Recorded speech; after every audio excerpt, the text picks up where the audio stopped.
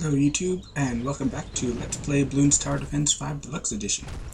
In this episode, I do know where we're going, and it'll be an easy one. Because I think it's one of my favorite levels, if not my favorite. Just because of how easy it is, pretty much. And that is Mount Magma. Now, it's a very interesting track, because instead of the balloons coming in from the side and leaving off another side, all the balloons start in the middle and follow this path, and then, like, every fourth of them takes a different path off the screen. So it's pretty interesting. And I've noticed that if you put a boomerang tower right there, that'll get everything for like 10 rounds. So I'm just gonna do that, and then try to get a banana farm as soon as I can, because then I'll have even more money to do so much with it. This is one of the levels that I used to think would be a great place to do the the apocalypse, which is something that I don't think I've unlocked yet. Basically just an endless stream of balloons constantly flow, and then you just have to survive for as long as you can. Now, as far as I remember, yeah, see? It gets everything. And I'm just going to place this banana farm right there.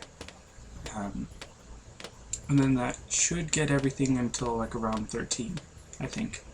I might be wrong, because it's kind of been a while since I've done this.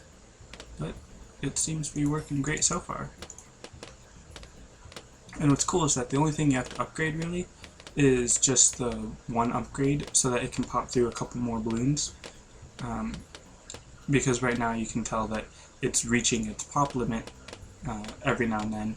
But if you increase the pop limit, then it'll pop, obviously, a lot more balloons, which will make it even more effective. But I mean, look at how effective that is. It's just ridiculous. It's not even upgraded. Although maybe this is where I start to lose a few. Almost. Yeah. Okay, so now I need to upgrade it. And I'm just going to upgrade it once, see how long that lasts. And I can always use spikes. What's it called? Road spikes? Yeah, road spikes. To catch any that leak through, because I'm sure not that many are going to go through. Also, another good thing is the specialty tower now means that when it pops through and doesn't reach its pop count, it'll shoot out another one until it reaches its pop count. Well, it only shoots out once. It'll keep, like, if it can pop through 6 and you pop through 5, then the second one will only pop through 1. So it's still very useful, especially now when there's not very many. It'll just shoot out another one, just to get a few more balloons, which is very helpful. And one more. So now I'm actually going to upgrade the boomerang tower a little bit, because I'm sure it's not going to stay this awesome for long. Just one more upgrade, because then it has even more popping power, and I think it fires a little bit faster when you have the glaive thrower rather than just the boomerang thrower.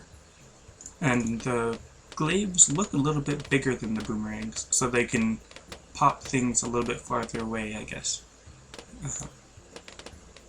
Now, again, I'd rather wait for the left side upgrade for the banana farm for the 2,720 cost, rather than get the healthy bananas on the right, because even though the healthy bananas do help, I don't really use it, and I do need to buy them before I get the next upgrade on the right side, which is like 3,400. So I'm just going to save that so that I have 2,700 as quick as I can, because once I upgrade that, then I'm pretty much set. I should still upgrade the valuable bananas, just to make sure that I'm getting the most money that I can out of this banana farm.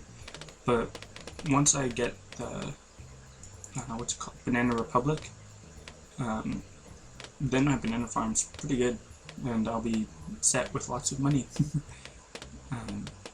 But obviously, if I'm just using the boomerang thrower like I am now, this is going to be an easy level. And I guess it's because of that arc that the boomerang thrower throws in, because the balloons are all moving in that sort of spiral anyways, so then that arc helps it get in the line of Bloons better than some other towers can, I guess. Not really sure how to describe it. Although something that is interesting that, okay, so I'm gonna need some camo detection, which I just remembered. Now, what could I use for camo detection? I'm going to use a Dartling gun, because those are things that I've recently come to like more than I have in the past. It is kind of a hassle that you have to use your mouse to aim it, which when you're using a banana farm also means that you know, you're gonna have to aim it a specific way.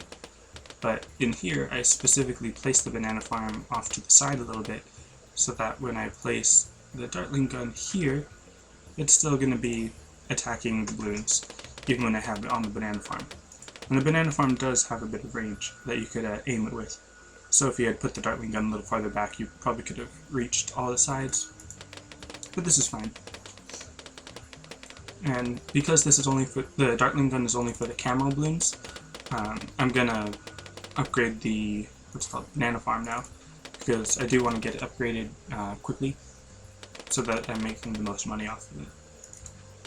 And you also might have noticed that I'm using the bionic boomer rather than the clay ricochet, which is because all the Bloons are just gathered in one place, so it's better to just attack really fast rather than try to get the big streams of it, because by the time the Bloons are able to, well, the Bloons aren't able to make big streams when it's on this level, because everything is just grouped up right in that little path. And my bionic boomer is doing a pretty good job of just destroying everything right as it appears. So there's no real point in trying to get them in the big streams, because they're just going to stay right there.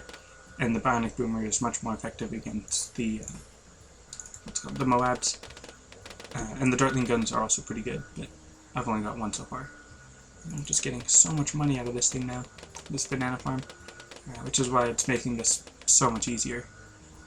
It still would have been pretty easy, even if I didn't get the banana farm.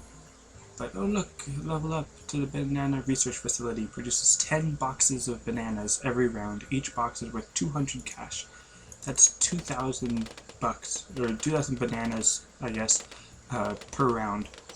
And then if you have the wealthy, or the valuable bananas, then that's 3,000. That's a lot of money. But unfortunately I do need to get to rank 41, which is 10 more ranks above me. And I'm going to use the Hydra rocket pods on this one, because again, it's not so much about the pierce, but more about the area of effect, which on some levels the pierce is better, but on this one in particular, because everything's all grouped together in that one spot, it's better to use the Hydra rocket pods, because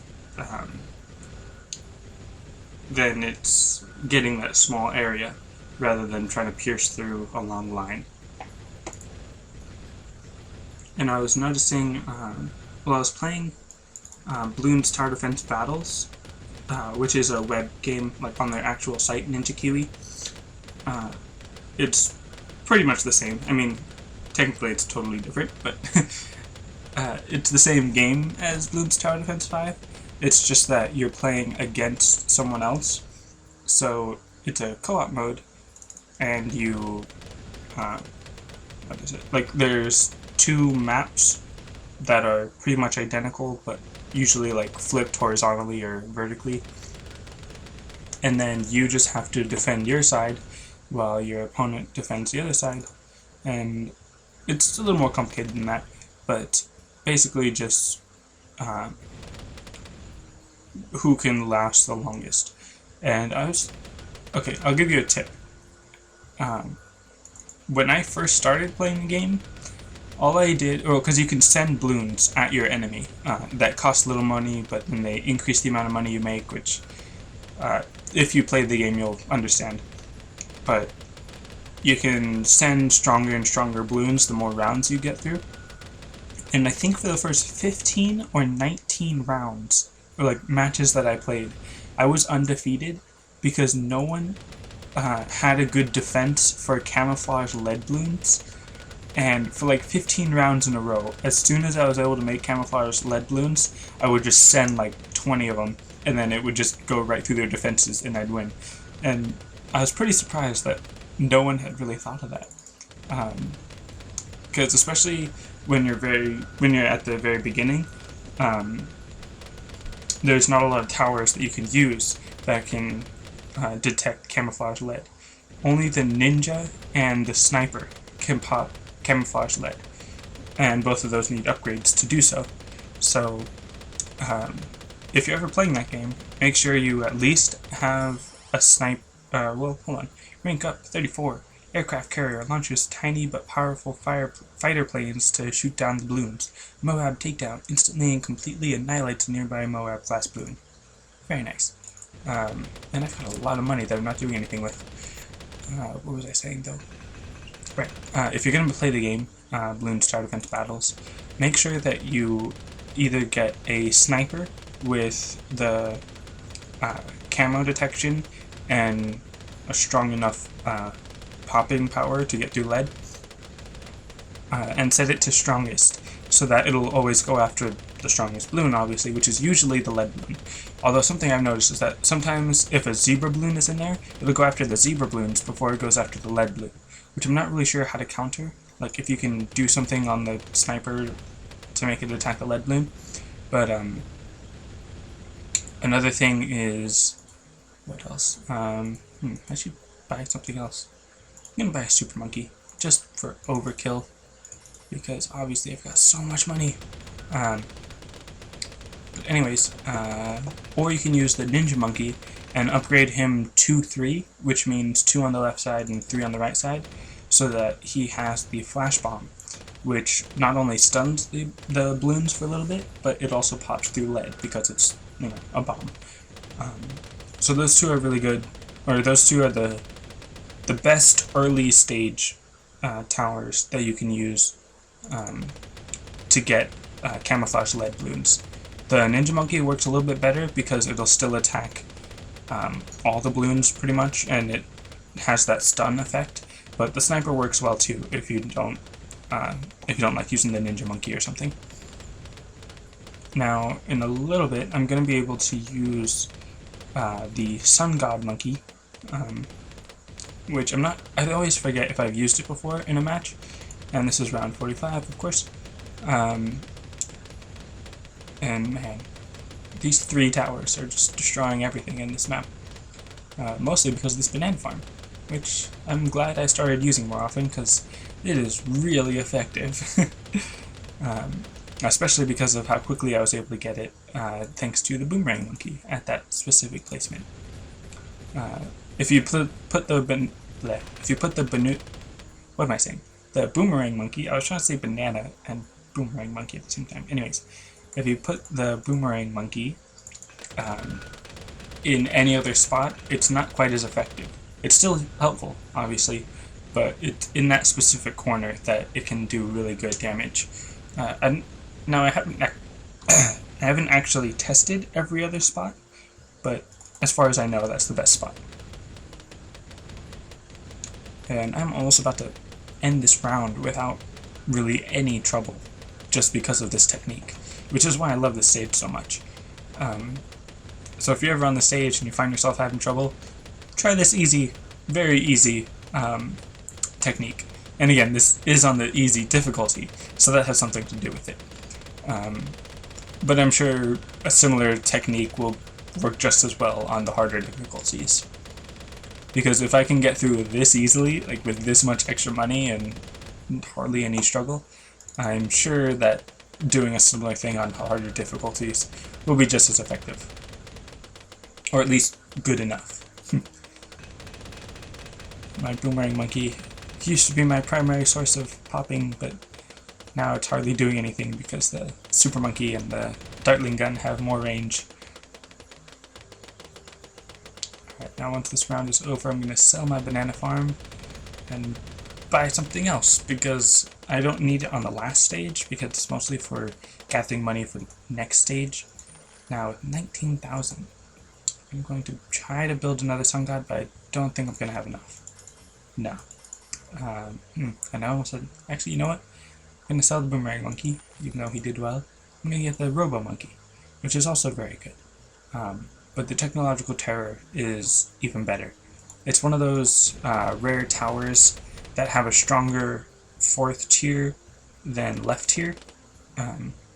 As far as like the fourth upgrade, or the fourth tier is stronger than the third tier because it actually does something to the monkey rather than just giving him an ability.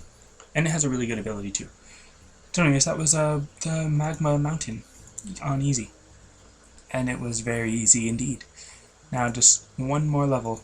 On the next episode I'll be able to get the double Renga. So that's it for this episode though. Thanks for watching, and I'll see you next time.